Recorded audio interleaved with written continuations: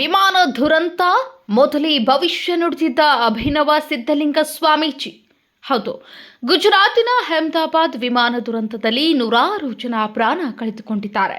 ಆದರೆ ಸ್ವಾಮೀಜಿಯೊಬ್ಬರು ದುರಂತದ ಕುರಿತು ಮೊದಲೇ ಎಚ್ಚರಿಕೆ ನೀಡಿದ್ದ ವಿಡಿಯೋ ಸದ್ಯ ಸೋಷಿಯಲ್ ಮೀಡಿಯಾದಲ್ಲಿ ವೈರಲ್ ಆಗ್ತಿದೆ.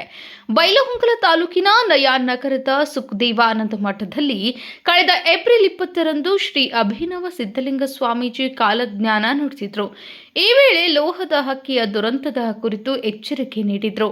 ಸದ್ಯ ಈ ವಿಡಿಯೋ ಸಾಮಾಜಿಕ ಜಾಲತಾಣದಲ್ಲಿ ವೈರಲ್ ಆಗುತ್ತಿದೆ. ಸ್ವಾಮೀಜಿ ನುಡಿದಿದ್ದ ಕಾಲಜ್ಞಾನದಲ್ಲಿ ಉಕ್ಕಿನ ಹಕ್ಕಿಗೆ ಪೆಟ್ಟು ಹತ್ತಿತ್ತು ಎಂದು ಹೇಳಿದ್ರು.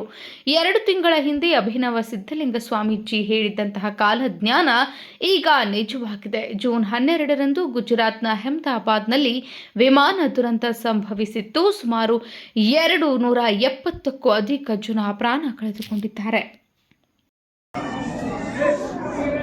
ಗಾಳಿ ಗದರಿಸಿತ್ತಪ್ಪ, ಬೆಂಕಿ ಪ್ರಬಲ ಆಗಿತ್ತಪ್ಪ, ಭೂಮಿ ಅದಿರಿತ್ತಪ್ಪ, ಉಕ್ಕಿನ ಹಕ್ಕಿ ಪೆಟ್ಟು ಹತ್ತಿತ್ತಪ್ಪ,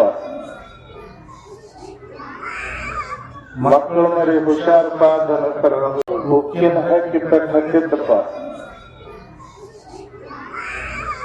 ಮಕ್ಕಳು ಮರಿ ಹುಷಾರಪ್ಪ ದನಕರ.